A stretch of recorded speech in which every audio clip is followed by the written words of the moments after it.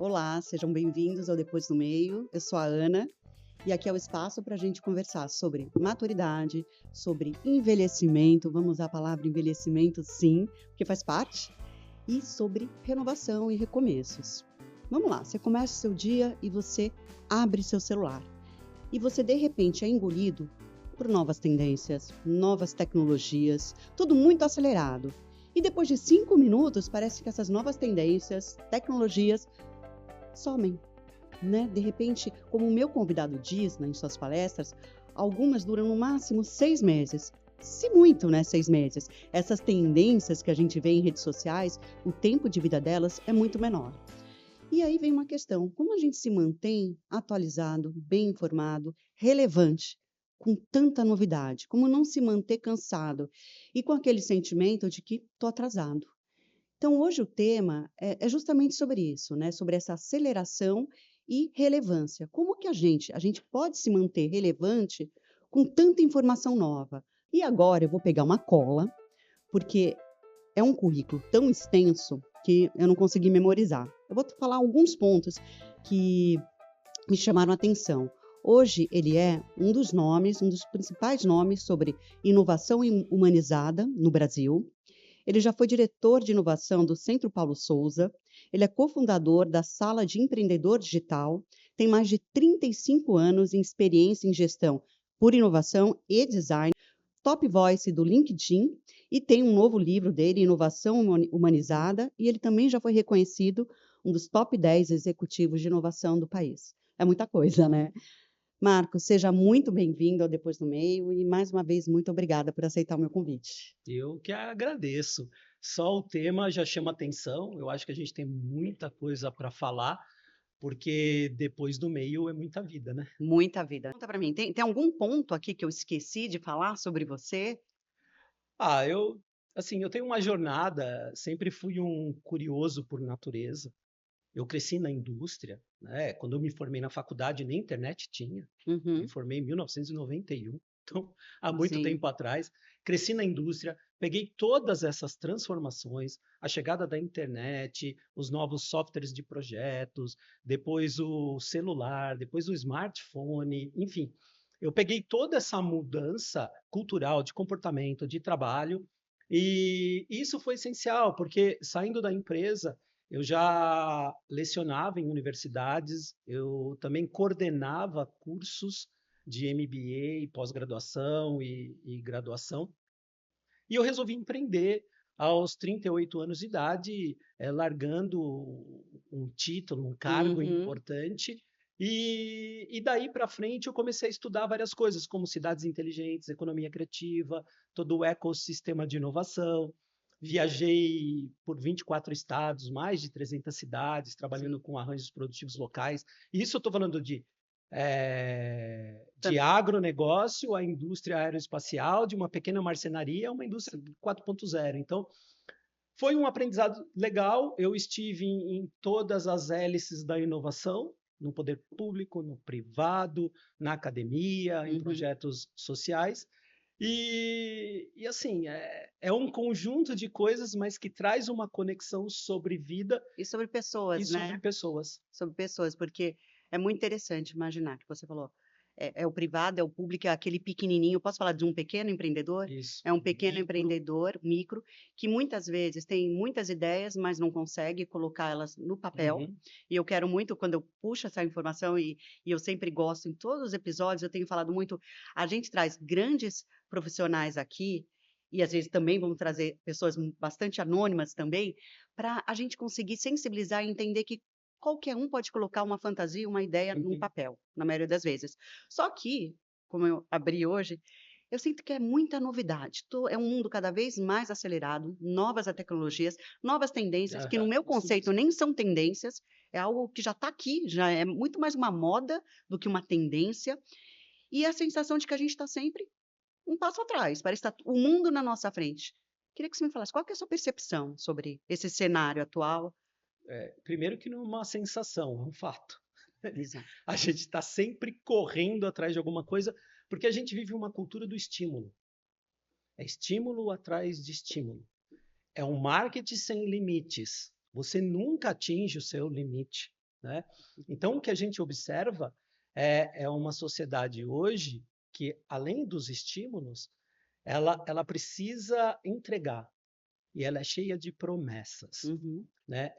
Existe um artigo legal, um livro legal que chama Sociedade do Cansaço, do Byung-Chul Han, Eu que é chamo de meu amigo Ram, que eu acho o nome dele muito difícil. é Chul Han, né? Churram é mais fácil. E eu acho muito legal porque ele mostra exatamente essas mudanças, que a gente sai de uma sociedade disciplinada, né? Eu e você, por exemplo, Ana, a gente vem de uma sociedade disciplinada, de uma sociedade que tudo tinha o seu padrão, o seu modelo.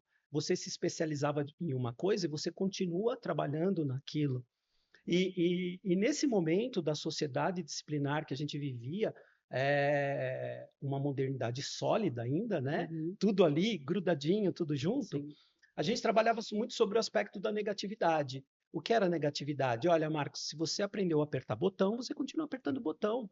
Você não precisa partir para uma aventura de um lugar depois do muro que você não conhece, né? Então a negatividade ela servia como um antídoto, né? Para que você não perdesse a linha. Só que com o tempo você entra numa sociedade do desempenho, seguido de uma modernidade líquida, segundo Bauman. Uhum. Então, o que era sólido fica fluido, você já não tem mais esses padrões. Só que essa sociedade do desempenho ela é marcada pelo excesso de positividade, porque agora você tudo pode, você tem informação de todos os lugares. Você é seu autogestor, Exato, você é o empreendedor, você vai dar conta de tudo, e é é isso, métricas e métricas e é métricas. isso. Você tem que dar conta. E um monte de receita clonada de prosperidade e felicidade, né? Então, você sai de uma vida que você era o herói. Eu entrava, esperava, tinha paciência, entrava office boy e saía diretor. Você entra numa sociedade do desempenho, que agora não é mais negatividade, é a positividade, e você não liga mais para a vida do herói, você liga para a vida feliz. O que você busca é essa tal felicidade. Só que não estamos mais numa modernidade líquida, agora é gasoso. Não existe mais nada para nada, não existe um padrão. É uma era do paradoxo. E essa modernidade gasosa, ela entra no que a gente chama de sociedade do cansaço. Por quê? Por essas expectativas, promessas, né? Então te coloca Inatingíveis, né? inatingíveis. E mesmo quando você atinge, já Já tem tem um uma outro, próxima. já tem um outro. Então a gente vive aí uma era da mentira organizada e da psiquiatria. Por quê? Não tem limites, né? E aí, óbvio, todo mundo corre atrás de alguma fórmula, né? Para que consiga controlar alguma coisa diante dessa sociedade. Mas o que mata é realmente esse grau de expectativa, essas promessas que muitas vezes você não atinge, quando atinge já existe a Uhum. outra, e não é à toa que a gente vive hoje um momento Saúde mental, de né? saúde mental e adoecimentos psíquicos devido a essa alta expectativa que gera ansiedade. E será que esse cenário, porque o da Sociedade de Cansaço, o autor é um sul-coreano, Sul-coreano, mas que que na Alemanha, mora na ficou Alemanha. muito tempo na Isso. Alemanha. Bauman era, eu não lembro qual que é a Eu origem também não lembro. do Bauman, mas eles falaram, né? Eles todos os artigos e a literatura criadas por eles, desenvolvidas por eles, é olhando um cenário global, Isso. né? Mas eu fico pensando, será que ele ainda não é mais intenso na América Latina por justamente um cenário de países ainda Isso. subdesenvolvidos, que as pessoas realmente buscam, a internet abriu muitas portas, acho que tem aquele lado. Será que existe um meio termo da sociedade disciplinar e a sociedade de desempenho? Que ao mesmo tempo eu não quero a vida inteira só batendo prego no mesmo lugar, e eu quero entender que eu posso inovar, eu posso fazer algo diferente. Então, a sociedade disciplinar talvez realmente não faça mais sentido.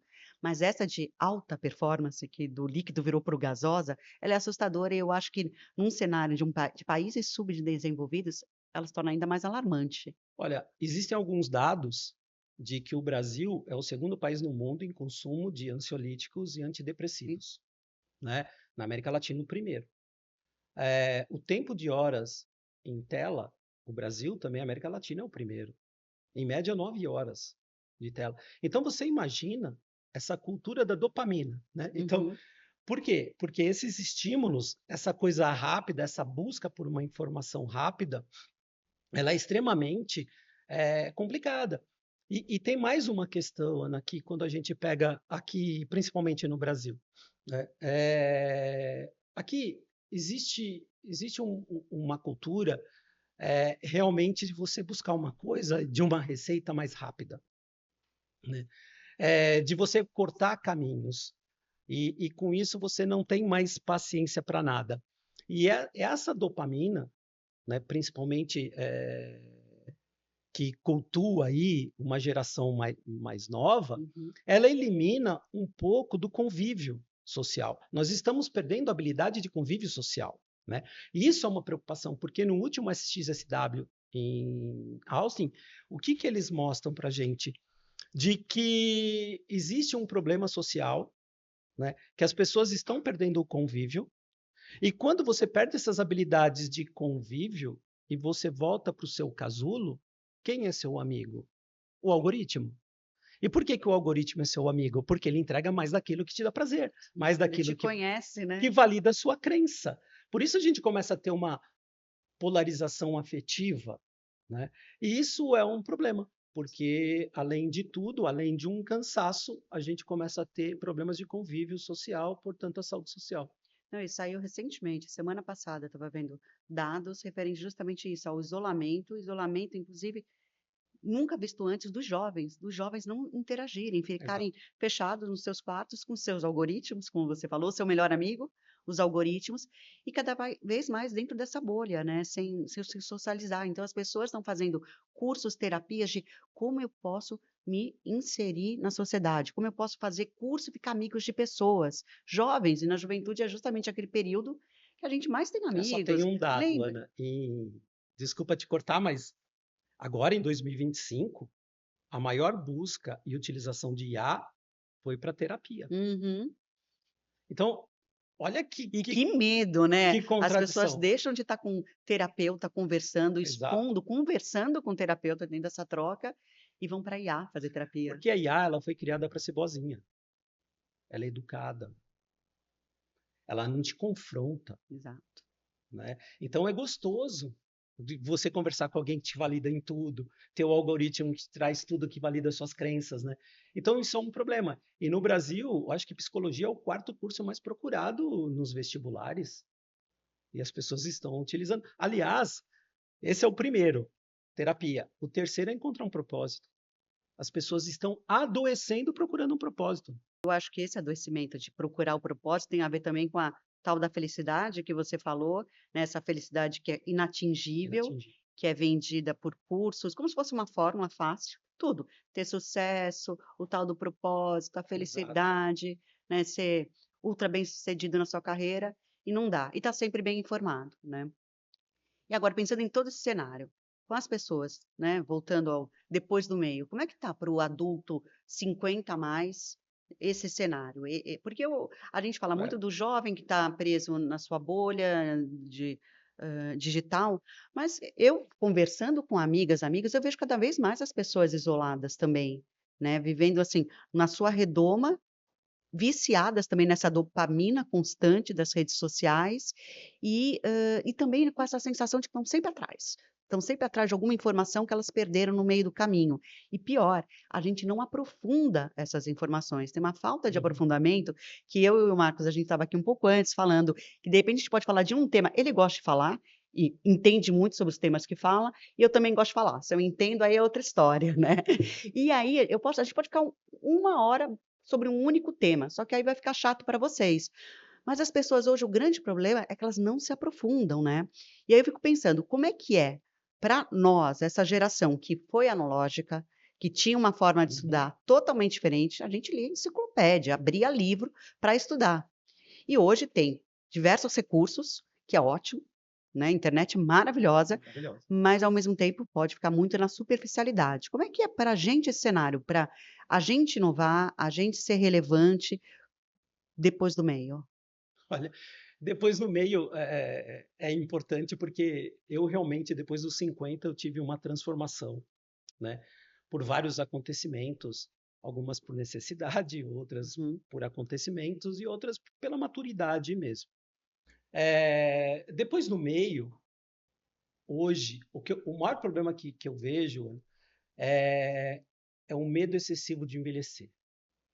Porque a gente vive uma sociedade de cultuar o novo, cultuar a juventude, cultuar a nova trend, né? Então, eu começo a perceber, um pouco falando de gerascofobia, um pouco falando de etarismo, que uma completa a outra e uma potencializa a outra, essa discriminação, isso acontece, isso é fato, isso é realidade, porque essa cultura pela juventude, pelo dinamismo, pela inovação, pela tecnologia, eles acreditam que depois do meio, você já não tem mais essa capacidade de adaptação, de inovação, de velocidade.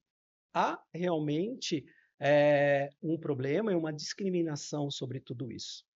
O que não é verdade, né? Uhum. Porque eu vivencio todo um ecossistema de inovação, e se tem alguma coisa que hoje, nesse momento de tecnologia, de velocidade e IA, ajuda muito, é o pensamento crítico.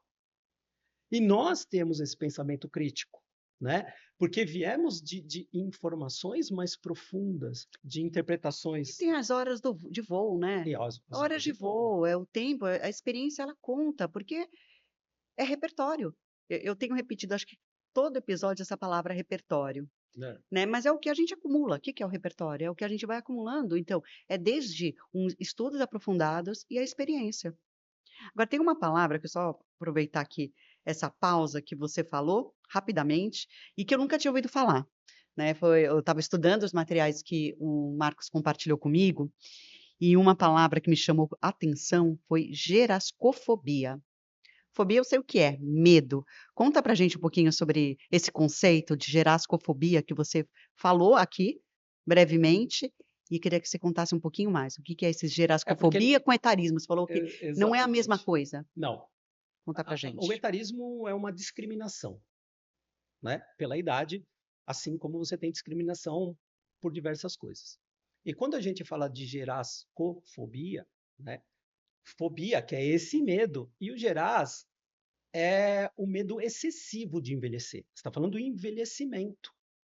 Porque parece que as pessoas hoje não estão mais em paz com o tempo, Uhum. né? Em paz com esse envelhecimento, por conta dessa cultura que privilegia o novo, a juventude, a estética. Então, existe aí uma coisa. Bom, é muito fácil de a gente perceber por aí essa corrida maluca para voltar no tempo, para ficar mais jovem, tanto de um lado comportamental quanto de um lado estético, Sim, né? E assim, eu não vejo nenhum problema é, você cultuar o novo, mas estar em paz com a sua idade, com o seu envelhecimento, com o teu conhecimento, e isso traz essa fobia, exato. né? E tem um lado que, desses pontos que você falou, eu trabalho com marketing também há muitos anos, e eu acho que uma das palavras, uma das grandes questões das marcas é se manter nova, Isso. né? Ah, eu quero manter nova, né? Tem uma parte que, em marketing que é você trazer uma persona, né? Você entender quais são os arquétipos de uma marca, fazer a persona dela. E o maior medo da marca é falar, poxa, eu envelheci, eu sou uma marca que envelheci. E o que que é o envelhecimento, né? A gente entende envelhecimento só como algo que está desatualizado, que não se Uhum, renovou ao longo do tempo, que não se atualizou. Eu estou uhum. aqui, eu sou uma mulher de 49 anos, e eu falo, é muito cômodo e agradável poder falar, eu tenho 49 anos, sem medo de falar que eu tenho 49 anos e tendo uma cara de 49 anos, né? Eu estou aqui fazendo algo novo, me atualizando.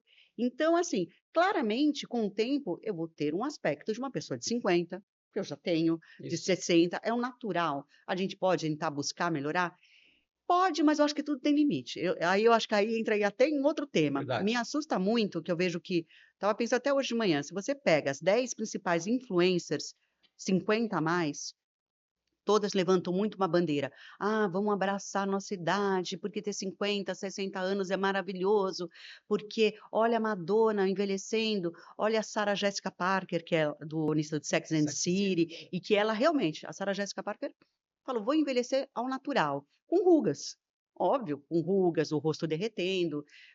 E não é, eu não acho, não estou falando que eu acho bonito, mas é a vida, né? E essas blogueiras, todas influencers, estão todas cheias de coisa na cara. Elas não estão envelhecendo naturalmente, nem um pouco mais próximo do natural. E é o que a gente está replicando para o mercado. É a história assim, quando eu era criança e pré-adolescente, o que, que era beleza? Beleza era ser paquita. Loira, alta, magra, de nariz fino. Não era eu. Eu sabia que eu estava muito Uhum. longe daquele estereótipo. E hoje, ser velha, eu não, também não sou eu. É você estar cheia de coisa na cara, fingindo que você tem 30. Então, eu acho que a gente ainda aqui precisa muito amadurecer sobre o E que é o antes envelhecer. mesmo de você aceitar uma perfeição, Ana, você já corrige no mundo digital. Esse é o problema. Exato. O problema é o que está por trás disso, o psicológico disso, o quanto ela fica escrava de Uhum. algo que a incomoda bastante. E o outro E o quanto problema, perpetua e isso, o né, quanto uma vez quando perpetua. você tem milhões de seguidores, É. você está perpetuando, você está E colocando, é quase que uma ditadura. agora, existe uma coisa que é o que é vivo envelhece. Porque as pessoas parece que é um fardo, quase que um fracasso envelhecer. Né? E é por conta de não estar em paz com esse tempo. E é por conta de todo esse movimento de cultura à juventude, ao novo, tudo é novo. Eu fico imaginando, Mas a nessa mente loucura. não envelhece. Pois é, A mente você pode é só você manter praticando a ginástica tá. intelectual que a sua mente não envelhece. Nesse movimento digital, quando as pessoas não pensam, elas são pensadas. Né? E a maioria das pessoas hoje são pensadas. Esse é o problema. Que tipo de colonização a gente vai ter no futuro? Porque cada vez mais eu percebo que estão perdendo esse pensamento crítico, estão perdendo a sua própria produção. Porque em 2025, a, a IA ela já produziu mais artigos que o ser humano. Então, olha onde a gente está chegando. E assim, de novo, eu sou a favor da tecnologia, eu amo tecnologia, eu vejo que isso pode ser um grande barato para a solução de uma série de coisas. O problema é o quanto você, na utilização disso, você está perdendo a sua capacidade de produzir algo. Ou seja, se a gente já tem hoje a IA ultrapassando o ser humano na produção de artigos, tá? O que acontece? Como eu já tenho mais de 50% de produção e eu começo a consumir isso que já é metade É um ciclo, né? IA, daqui a pouco já é 60% Uhum. IA, daqui a pouco é 70% IA, daqui a pouco é 80% IA, porque é um ciclo, tá? A IA já entrou em colapso. Ela entrega respostas plausíveis. Você Uhum. não sabe mais se é certo ou errado. Então, Você já será que a gente... brigou? Você já brigou com a IA? Eu Do tipo, já. eu já acho que muita gente já brigou com a IA, né? De ela começar a falar coisas, né? Sem o menor sentido, que você percebe que são análises erradas ou referências erradas, Isso. só que a gente tem o quê? Um pensamento crítico. Um pensamento crítico. Essa é a E questão. qual que é o caminho que você vê para a gente, de uma certa forma, principalmente nós que sofremos de gerascofobia, de etarismo, qual que seria um pouquinho, esse é um cenário que a gente É, está discutindo, mas qual que seria um dos caminhos possíveis para a gente inovar? Porque eu quero muito entender o que que é inovação humanizada que você fala. Seria um caminho para eu sair um pouco desse Matrix? Eu posso falar de Matrix? Não sei. Como é que eu seria. posso? Seria porque Quais são as trilhas possíveis? quando eu falo de inovação humanizada, eu não estou utilizando apenas o conceito de uma inovação centrada no ser humano. Né? Eu estou falando que a inovação mais importante é do ser humano. Tá? Por que eu falo da inovação do ser? O briefing de todos os lugares que eu cheguei era sempre assim, Marcos, pô, que legal tá aqui, vamos desenvolver os melhores produtos. Eu nunca estive presente de um lugar que falaram, Marcos, vamos desenvolver melhores pessoas para depois desenvolver melhores produtos? Não, Uhum. tá? Então, a inovação humanizada, ela sensibiliza o ser humano sobre o impacto daquilo que ele produz, né? É, Maravilhoso. então, essa sensibilização é você transformar esse ser humano num fio condutor de um propósito, mas não esse propósito que é colocado em todos os cantos. Porque Utópico, o né? propósito, ele tem a ver no campo do ser. Então, o propósito de uma organização, o propósito da gente estar aqui é que as pessoas saiam melhores do que entraram. Que eu saia melhor do que entrei, que você saia melhor do que entrou, entendendo que essa conversa vai gerar um impacto, vai gerar uma alternativa, porque o que a gente está trazendo aqui, Ana? A gente está trazendo um incômodo, certo? Algo nos incomoda, Sim. né? E o que a gente está buscando pelo nosso repertório, pela nossa inteligência, pela nossa capacidade? Alternativas. E que essas alternativas cheguem nas pessoas, tá? E também transformem a vida delas. Então a gente está sendo um fio condutor de um propósito. No momento que você privilegia a inovação do ser, você busca tirar de dentro o que cada um tem de melhor. Sabe um ponto que eu estava pensando outro dia? Principalmente aí, comparando as gerações, né, ao longo do tempo. Durante o seu milênio era uma grande aposta no sentido da geração da experiência, né? A geração que ia para as empresas com um propósito, não era só sobre acumular, sobre ter, e era muito mais sobre o ser, que não vingou. A gente sabe no final das contas que não vingou. E cada vez mais o ser humano É, virou o ter humano. Eu acho que a gente é, pode já mudar de ser para ter humano.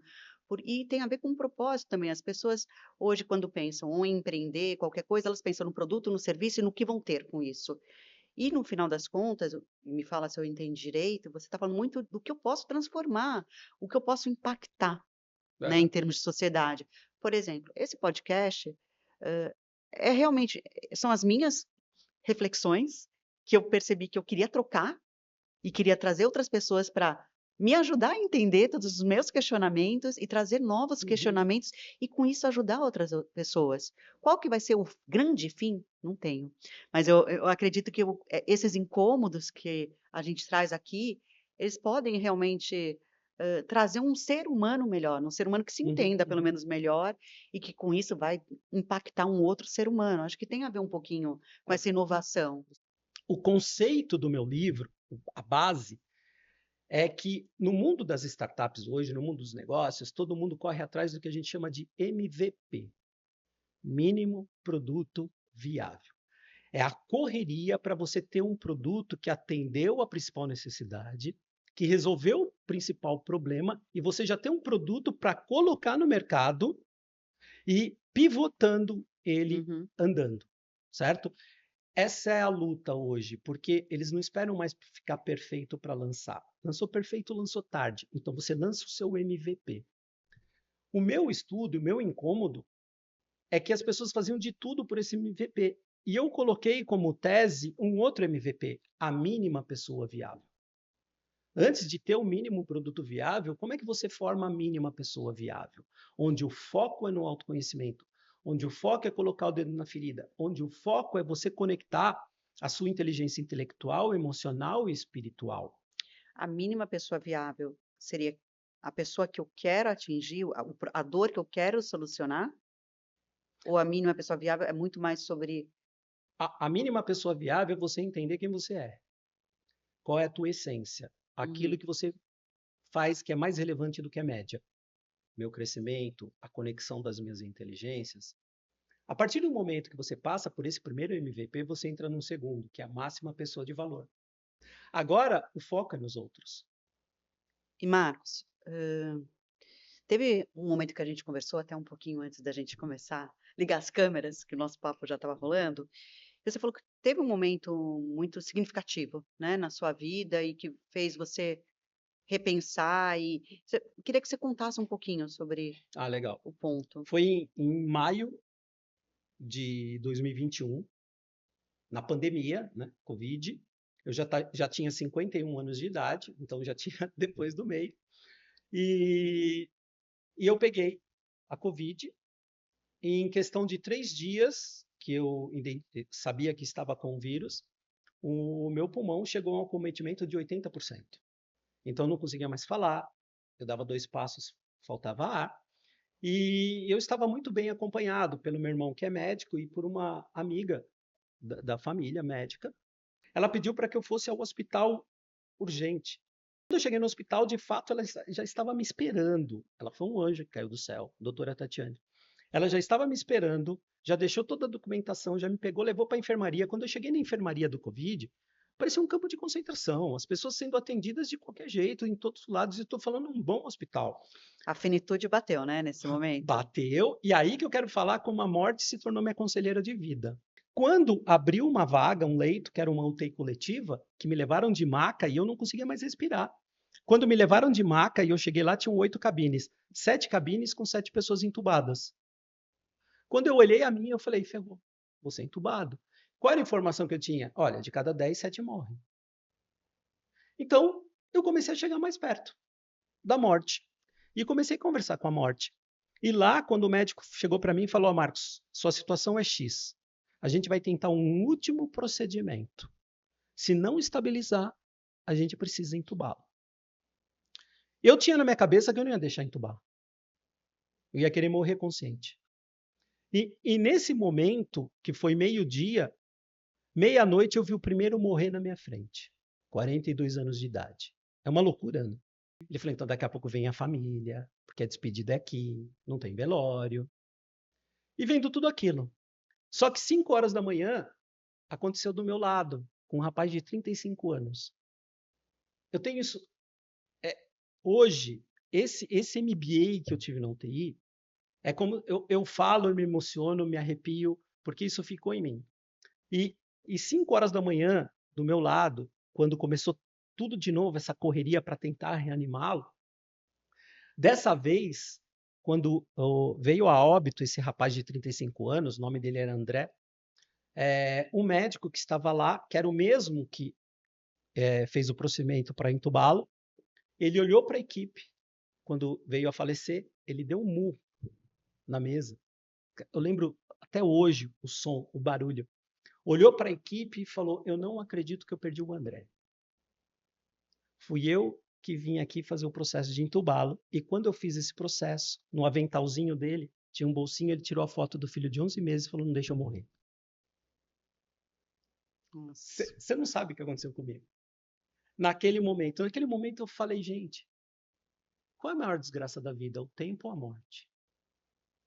Porque eu não tenho mais tempo. Talvez eu não tenha mais tempo para falar eu te amo para quem merece, para ser menos egoísta, para valorizar o que eu tenho que valorizar. Porque quando eu cheguei lá, eu tinha 18 problemas para resolver, lá dentro só tinha um. Exato. Um, que a gente não olha aqui, que a gente não percebe aqui. E foi nesse momento, Ana, que eu consegui, pela primeira vez, mentalizar, pela primeira vez eu conversei com Deus e fiz um contrato com Ele. E aí, eu cheguei e conversei com Deus. Falei, Deus, olha só, se você me permitir sair desse lugar, não vai ter um dia que, pelo que eu faço, não transforme a vida de alguém. Não leve um diálogo, uma palavra no meu projeto, não vai ter um dia. E aí, depois disso, arrumaram uma UTI particular, eu já deixei de ver as pessoas morrendo do meu lado. Na UTI particular, eu comecei a perceber o que é valor. Na UTI, um aperto de mão era tudo. Na UTI, um sorriso, um cara que fazia uma carinha com um sorriso naquele painel que tem na UTI, para mim já era tudo. Então, eu saí de lá, Ana, foi o momento que eu saí de lá, montei uma palestra. Quando eu comecei a me recuperar, óbvio, passei com um psiquiatra, trabalhei meus traumas, porque eu saí de lá totalmente traumatizado com tudo que eu vi, e comecei a trabalhar a questão da humanização, né? E aprendi lá. Foi um estalo, né? Foi Foi. um estalo, foi um grande susto,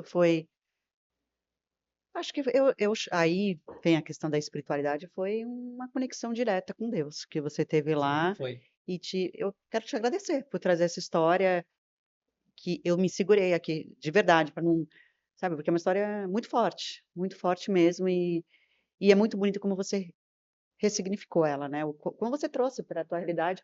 E é a história, eu não gosto muito de usar essa palavra porque ela ficou um pouco cansativa, mas é a tal da gratidão, né? De como você foi grato, né? A essa segunda chance, vamos dizer que foi uma segunda chance, ainda mais quando você vê tantas outras que não tiveram, jovens, né, que você Aham. falou, 40, alguma coisa, Eu era o mais 35. velho da aula. Então, entender que nós não estamos aqui para sempre, que a gente fica tão preocupado em envelhecer em tempo, tempo, tempo, e que tem momentos muito mais importantes na vida, né? E só quando a gente está com aquele último sopro, com aquela É. última sensação, que a Então, gente é isso. chegou. Quero te agradecer pelo seu tempo, pela conversa, foi sensacional. Que bom, a gente já tem se falado há muito tempo, eu e o É. Marcos, e agora a gente teve a oportunidade de sentar, trocar. As portas aqui estão sempre abertas. Amei a nossa conversa. Só para a gente fechar aqui. Como as pessoas entram em contato com você? Fala o seu Instagram, eu vou colocar aqui também nas Uhum. legendas, na tela, para quem estiver assistindo. Elas podem entrar em contato com você pelo Instagram? Qual que é o seu Instagram? Tá. O meu Instagram é Marcos Batista, ponto oficial. Ponto oficial, tá? Mas tem o meu site que traz a conexão com tudo, que é inovaçãohumanizada.com.br. Perfeito. Muito obrigada. Eu que agradeço. Adorei. E vocês que estão nos ouvindo, não se esqueçam de comentar, coloca aqui que essas reflexões, eu imagino que geraram muitos pensamentos, porque para mim aqui gerou, né? E curte, deixa, se inscreve no canal, compartilha com seus amigos, para quem você acredita que vai fazer diferença. E é isso. Depois do e-mail, acho que está mais do que provado aqui, a gente tem muita vida para viver e vamos viver.